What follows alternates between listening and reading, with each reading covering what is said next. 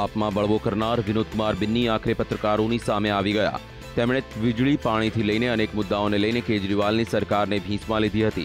તેમણે કેજરીવાલ પર તેઓ એકલા જ નિર્ણય લેતા હોવાનો આક્ષેપ કર્યો છે।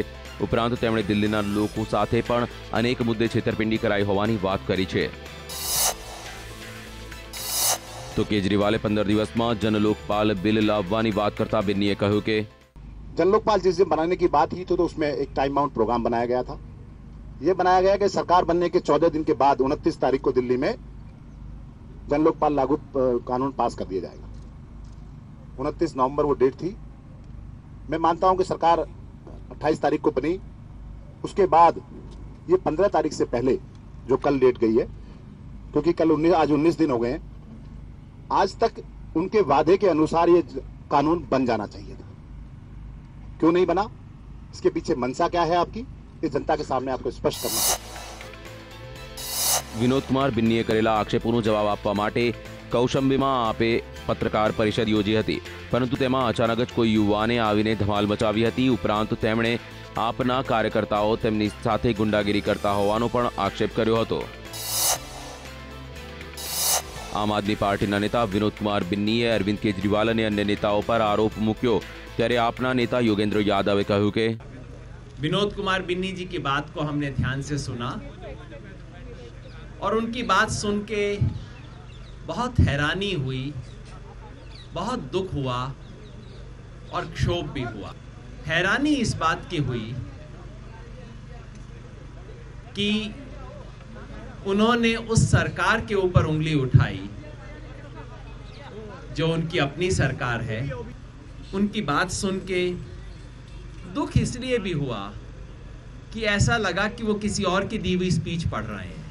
हाथ में कागज थे और ये स्पीच, जैसा आप सबको भी लगा होगा, ये स्पीच में लगभग वो सारे मुद्दे थे जो विपक्ष के नेता हर्षवर्धन जी ने सदन में उठाए थे और उसके बाद वो सड़क पे भी उठाते रहे। બિન્નીના આરોપ બાદ ભાજપને આપ પર હુમલો કરવાનો મોકો મળી ગયો। ભાજપના નેતાઓએ કહ્યું કે दिल्ली की जनता पानी से त्रस्त है, हम खुद एक एक घर जाकर तंग हो रहे हैं। इसलिए बिन्नी और उनके कई ऐसे मित्र आएंगे जो खुले में केजरीवाल साहब की पोल खोलेंगे। क्या क्या चाहत परोसा गया और क्या क्या राहत सरकार की तरफ से दी गई है आम आदमी पार्टी की दिल्ली की सरकार के द्वारा, इसका विश्लेषण मुझे नहीं करना है, हम बाद में करेंगे इस पर। लेकिन अभी जनता को इसके बारे में समझना चाहिए और उनकी पार्टी के कुछ सदस्य अगर कुछ गंभीर प्रश्न उठा रहे हैं तो उसको भी समझने की जरूरत है। तो सीपीआई नेताए आ मुद्दे मौन सेव्યું અને અન્ના હજારેના સહયોગી સુનીતા ગોડારાએ જણાવ્યું કે देखते हैं, देखिए कार्यकर्ता अपना खून पसीना एक करके इस पार्टी को ऊपर उठाए हैं और अब उनके साथ में अगर वो कॉमरेडशिप नहीं रहेगी तो वो भी धीरे धीरे अपने आप को फ्रस्ट्रेटेड या छिना हुआ, चुभा हुआ जो भी फील करेंगे, तो ये सब नहीं होना चाहिए। વિનોદ કુમાર બિન્નીએ અરવિંદ કેજરીવાલ સામે આક્ષેપ કરતા આપના નેતા મલ્લિકા સારાભાઈએ કહ્યું કે I think Mr. Binny seems to have his nose out of joint because he was neither made a minister in Delhi and nor was he given a ticket to stand as an MP from Delhi. And I think under those circumstances we have seen politicians of every hue. तो આપના પ્રવક્તાએ બિન્નીને આડે હાથ લેતા કહ્યું કે AAP के बड़े नेता योगेंद्र यादव जी को ये तो कहने की फुर्सत मिल गई कि उनके पार्टी के विधायक डॉक्टर हर्षवर्धन से स्क्रिप्ट लिखवा रहे हैं, लेकिन आज भी उन्होंने डॉक्टर हर्षवर्धन के किसी भी प्रश्न का जो उन्होंने विधानसभा के माध्यम से देश के सामने रखे।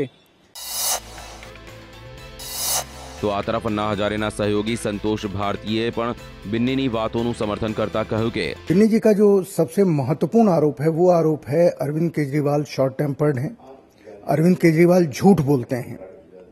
बहुत सारे लोग हैं जो यही कह रहे हैं जो बिन्नी कह रहे हैं, पर मुझे उसके ऊपर आधा विश्वास है। आधा विश्वास इसलिए कि कुछ चीजों का गवाह मैं भी रहा हूं। ત્યારે આ અંગે જેડીયુ નેતા અલી અનવરે પોતાની પ્રતિક્રિયા આપતા કહ્યું કે तरह के लोग आए हैं, डिफरेंट सभ्यता संस्कृति के लोग, डिफरेंट जिंदगी जीने वाले लोग आए हैं, तो वो इस तरह की दिक्कतें स्वाभाविक हैं और हम समझते हैं कि वो लोग इसको रिजॉल्व कर लेंगे। नए लड़के हैं, नौजवान लोग हैं, उनमें जोश है और अगर देखिए नियत अगर ठीक हो तो समस्याओं का समाधान निकल जाता है।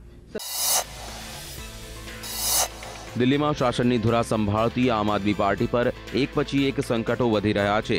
પહેલા પોતાની જ પાર્ટીના ધારાસભ્ય અને નેતા દ્વારા નારાજગી અને વિરોધ, ત્યારબાદ બીજી તરફ સરકારે જનતાને આપેલા કેટલાક વચનો પૂર્ણ ન કરવાનો મુદ્દો લઈને હવે કોંગ્રેસ પાર્ટીએ કેજરીવાલના રાજીનામાની માંગ કરી છે।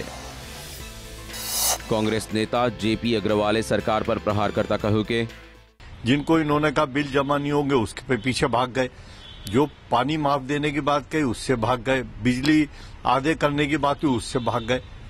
जो ट्रांसपेरेंसी ये दिखाना चाहते थे कि साहब हम तो रायशुमारी से काम करते हैं, वो इसने अभी बिन्नी सामने वो सारी झूठ आपके सामने रख दी।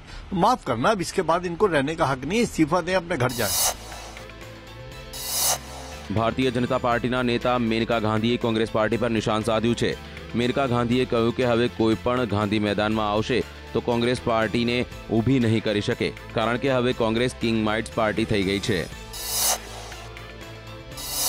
मेनका गांधीए આ બાબતે કિંગ માઇટ્સનું ઉદાહરણ આપતા કહ્યું કે इतना पैसा खाते खाते खाते खाते वो अपने पैसों के नीचे ही डूब गई। एक राजा होता था किंग माइडस, और उसने भगवान से यही प्रार्थना की कि जो भी मैं छूऊं वो सोना बन जाए। आपको याद है ना? और सोना बनते बनते वो खुद सोना बन गया, उसकी बीवी सोना की बन गई और सब मर गए। वही हालत कांग्रेस की है कि हाँ, किंग माइडस की तरह सोना खाते खाते खाते खाते खाते खाते पार्टी ही उन्होंने खत्म कर दी। अब कौन उसको जीवित कर सकता है? बुधवारे मोडी रात्रे दिल्लीना 2 मंत्रीओ અને પોલીસ વચ્ચે ઉગ્ર બોલાચાલી થઈ હતી। સેક્સ અને ડ્રગ્સ રેકેટની બાતમી મળતા દિલ્હીના કાયદા મંત્રી સોમનાથ ભારતીએ તપાસ કરી હતી, જેમાં ઘણું સત્ય બહાર આવ્યું હતું અને કાયદા મંત્રી અને અહીંના લોકોએ વેશ્યાવૃત્તિ કરતી અને ડ્રગ્સ લેતી કેટલીક મહિલાઓને પકડી હતી। આ અંગે મંત્રીજીએ પોલીસને એક બિલ્ડિંગમાં રેડ પાડવાનું કહ્યું હતું, પરંતુ પોલીસે રેડ પાડવાનું બાજુ પર મૂકીને મંત્રીજીને તેમના જ કામમાં દખલઅંદાજી કરતા હોવાનો આક્ષેપ કર્યો હતો। મંત્રીજી અને પોલીસ વચ્ચેની આ ઝપાઝપી રાત્રે 12 વાગ્યાથી સવારના 4 વાગ્યા સુધી ચાલી હતી। તહેલકા મેગેઝિનના પૂર્વ સંપાદક તરુણ તેજપાલને કોર્ટ તરફથી કોઈ રાહત મળી નથી। યૌન ઉત્પીડન કેસના આરોપી તેજપાલે ગોવાની સેશન્સ કોર્ટમાં કરેલી જામીન અરજીને કોર્ટે ફગાવતા કહ્યું કે હાલ તેમને કોઈપણ પ્રકારની રાહત મળી શકે તેમ નથી। ઉલ્લેખનીય છે કે તરુણ તેજપાલની ગત 30 નવેમ્બરના રોજ પોલીસે ધરપકડ કરી હતી। તેજપાલ પર તેમની સહકર્મીએ તહેલકાના એક કાર્યક્રમ દરમિયાન યૌન શોષણ આચર્યાનો આરોપ લગાવ્યો હતો, જે બાદ 22 નવેમ્બર 2012ના રોજ પોલીસ તરુણ તેજપાલ સામે ફરિયાદ નોંધી હતી।